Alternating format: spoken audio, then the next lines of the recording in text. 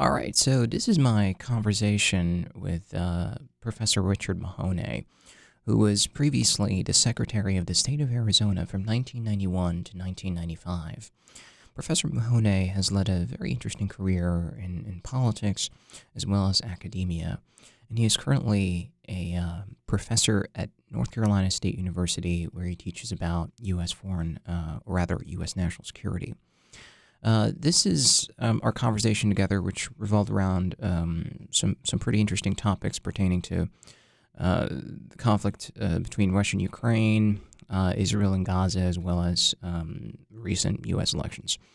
It is a short conversation relative to the other episodes that I've previously recorded, but I hope that you'd enjoy my interview with Dr. Richard Mahoney.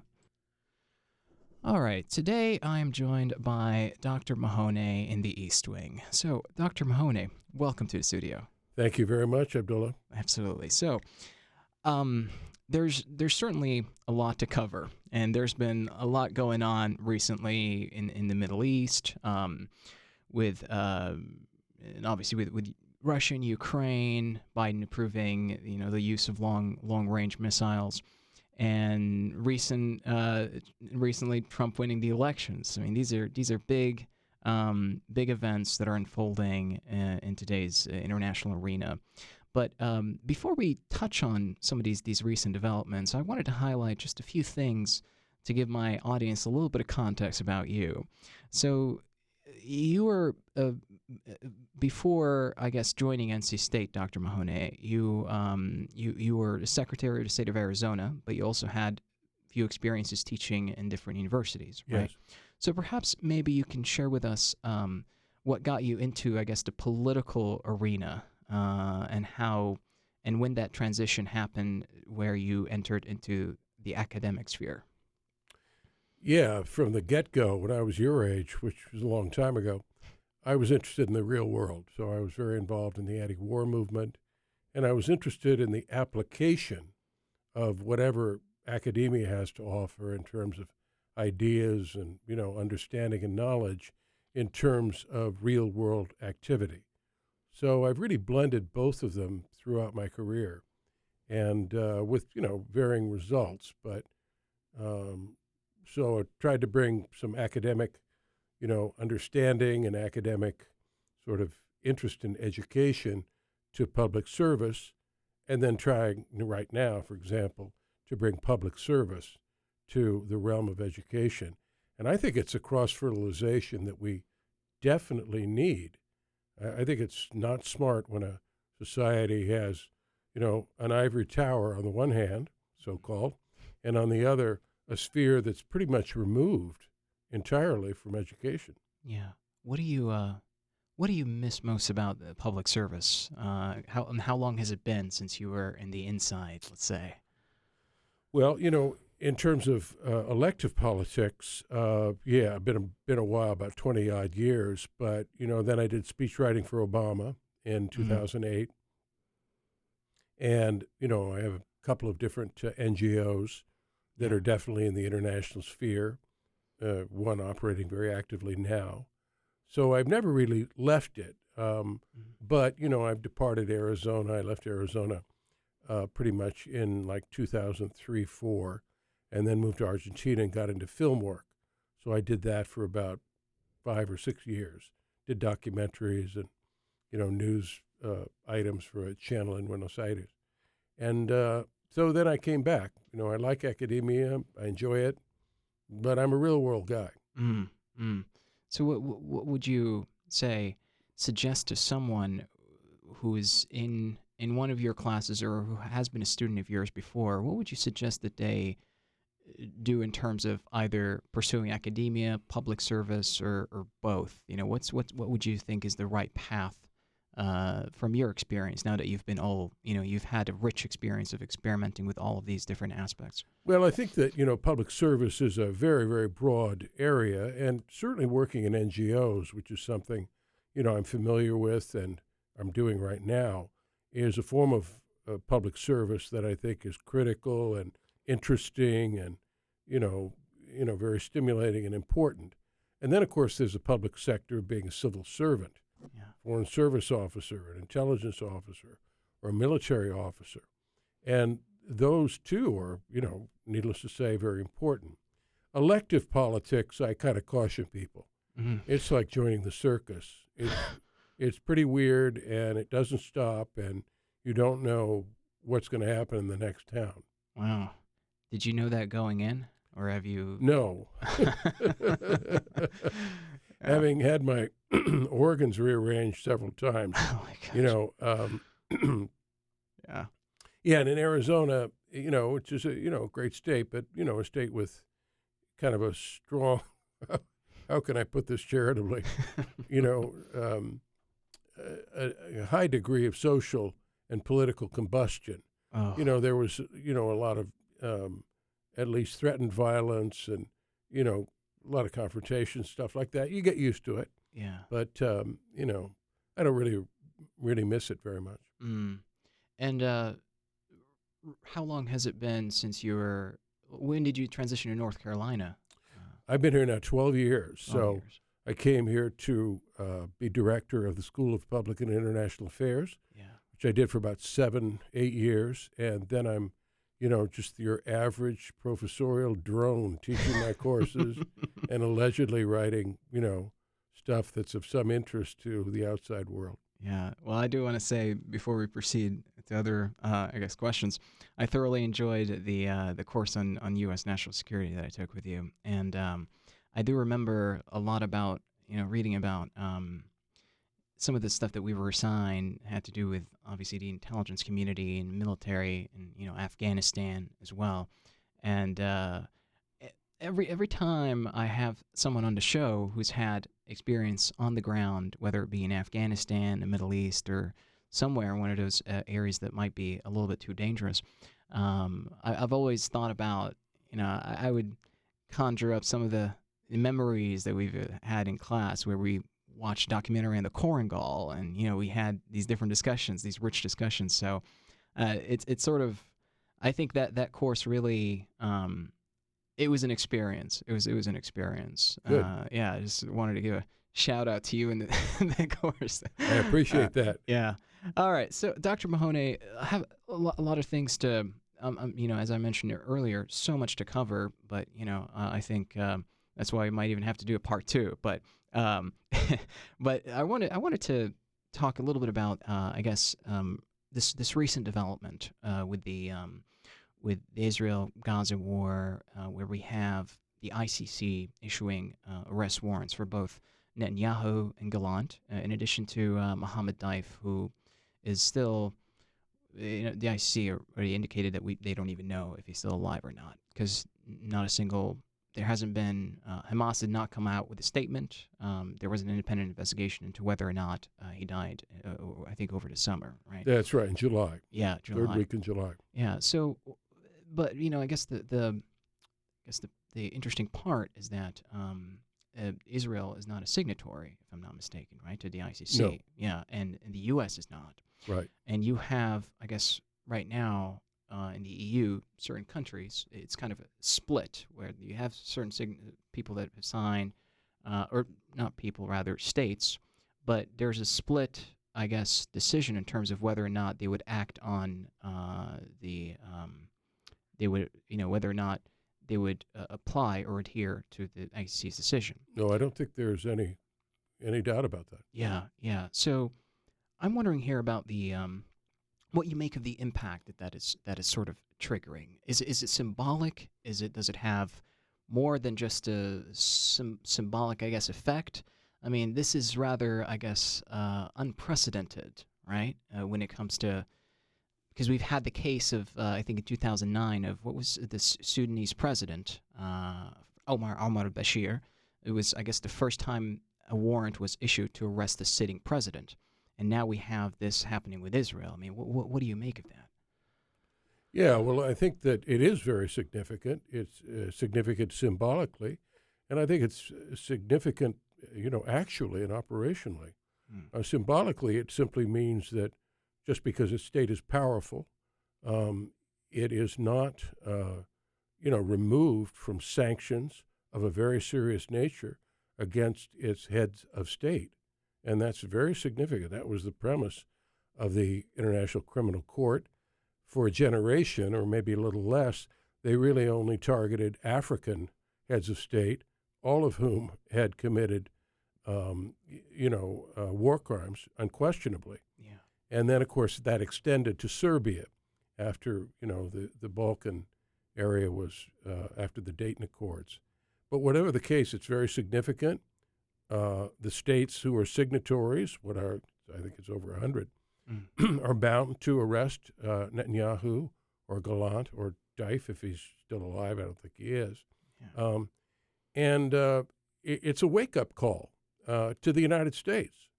We have reserved the right to have a double standard where, we talk about, the rule of law, and we accept ourselves in terms of the rule of law in terms of the International Criminal Court. Yeah, that's a double standard. That's not credible. Yeah. And we do that because, we think we're exceptional and we think all this, but yes, it should, to some extent, maybe at the margin, govern the commission of war. When war is operationalized, it needs to undertake limits. And, unlike, say, 2 generations ago, because of videos, because of reporting, because of, the 24/7 news cycle, we know about these things. Mm-hmm. And so there's no question that Israel has engaged, as Deif did, in terms of masterminding the October 7 massacre, it has engaged in genocidal activity and continues to. And the United States and Western Europe have not really had made, much progress in terms of relieving the state of siege on Gaza. Mm. And how does that, when we talk about, I guess, the idea that, the idea of human rights and the idea that, rule of law should govern, and, especially in the context of the U.S., when these values are held to, I guess, a high degree, and now we see tremendous suffering happening in Gaza, death toll reaching more than 41,000, I think. I think that's the last assessment, if I'm not mistaken. That's a low number. That's a low number. Oh, definitely. I mean, It's certainly 10 to 20,000 more. Talk to any practicing physician in Gaza. And what's not being counted at all are the wounded who expire a day to, 2 days later, or a month or two, or a year or two. And there are a lot of them who die, right? It's just the day of, right? Right. And so that's a 40+ thousand, but, so it's a low number. Right, right. How do you think that sort of impacts the image that perhaps the U.S. puts on display about this idea of valuing, human rights, or wanting, democracy to flourish around the world? How do you think that sort of impacts how people sort of receive that, or how do you think that still maybe registers, especially after what we see now in Gaza? I mean, that must be really tricky to have to convince people that these are the ideals to strive for, whilst at the same time the U.S. seems to be not doing as much as they should when it comes to stopping what's happening in Gaza. Yeah, I don't think the United States has much credibility. I think you might argue that it has never had much credibility, but when the the Russian invasion of Ukraine took place in February 22, the United States failed to persuade the majority of African and Asian and Latin American states to join it. And one of the reasons was they regarded that they might have been sympathetic to Ukraine as really a great power, a battle that enshrouding that with human rights and democracy. Yeah, they didn't think the leader was credible, so they didn't really get on board. Yeah. And now that we have Trump is going back to power soon enough, and we have a recent decision by the Biden administration to allow for the use of long-term U.S. missiles into Russia. Do you think what sort of change do you think might, whether it be minuscule or major, might occur when Trump gets back in power and has the upper hand in terms of deciding what could happen with respect to supporting Ukraine? Yeah, I think that in rejecting the nomination of Mike Pompeo as well as Nikki Haley, he was never going to give her anything anyway. But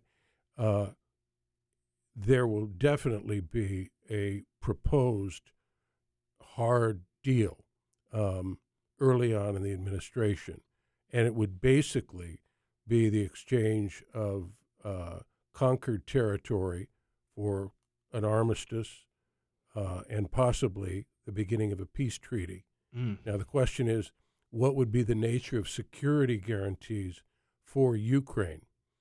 Clearly, membership in NATO, probably not a serious option. But so they're going to impose a quick, somewhat dirty deal. I think it's a sooner or later proposition. I'm not, as just one person who analyzes this stuff, opposed to that. I think you want something that reaches a ceasefire, and trying to work out the details of restraining Russia after the fact, I think is a very serious, question and very serious threat. But so I think Trump will move. I think the Kremlin will drive a very hard bargain.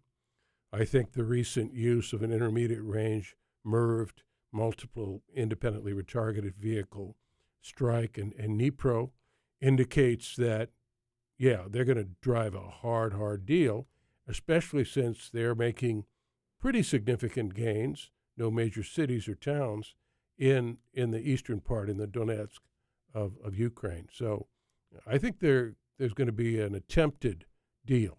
Yeah. Do you think that is possible when it comes to what's happening in Gaza and obviously Lebanon as well? You think there would be a major shift in maybe how the war is or how Israel's carrying out their operations, or whether or not the war will cease to, or whether or not there will be some sort of peace between Hezbollah and Israel, and obviously when it comes to Israel and Gaza? I don't think so. No. I think Israel it's a war government. They, maintain power through the Commission of War, through ongoing operations. If war were to stop, Netanyahu would go. He's extremely unpopular in Israel. Yeah. And so I think he has a vested interest in continuing war in a fairly continuing basis, a very progressive basis.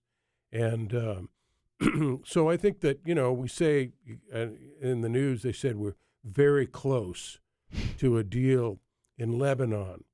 Yeah, that might be, a framework. The Biden guys have I think a good negotiator there. But the Israelis are going to drive a wickedly hard bargain. They want Hezbollah eviscerated. It's partly eviscerated, so that's been accomplished. They want a security buffer in southern Lebanon that's probably of the order of 10 to 20 miles wide. They'll want it demilitarized, and they'll want to have it, pretty much access to their own military. Are those things sort of sustainable for a Lebanese government? We'll see. Yeah. Yeah. So we're close to wrapping up, but I did want to insert a few questions here and there, a couple that might, so we can end on a very, I guess, a pleasant note. All right. Yeah. So my first question is, what do you think, if you were to, I guess, when, say, you retire from academia, Yes. There are several who are hoping that happens. Oh, but, gosh, go no, ahead. I'm sure we'll miss you. If you were to retire, what would you miss about the academic work? What is the thing that you would enjoy, you miss the most and enjoy right now? Yeah, I really enjoy teaching. I get to know people. I'm very sort of personal, as you might remember, about the courses I teach, whether, I have an introductory course, I know everybody's name in week 2. I want to know something about them. I do all my own grading, right? I do all my own recommendations and security clearances. And so I think, you've got to put in the time and effort. But I think the reward is, at some level, you help people in trying to sort of visualize what kind of a career they want, and maybe even transform some of their choices in terms of what to do. And so I enjoy it. Sometimes professors feel, somewhat, belabored by teaching. I don't feel that at all. I like to teach. I enjoy it. It's intense. Good. Yeah. That's why I've stayed in the business. What about what is one of your? I'm sure you've had extensive travel experience before. What do you think is probably one of your most prized possessions or tokens that you've perhaps purchased or received from your travels abroad? Possessions. Yeah. So I've lived outside the United States for about 16 years, right? Yeah. Various places, Africa, Latin America, Europe, Asia. I was in China for about 6 or 7 months. I'm an Epicurean. That's a term that in English has been completely bastardized. It doesn't mean what it should in terms of Greek and Roman philosophy.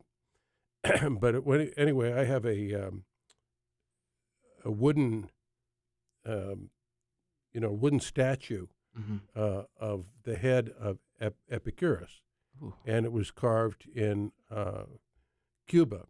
Wow. I met some dude, drinking rum, and I told him that I was an Epicurean. He said, I'm an Epicurean.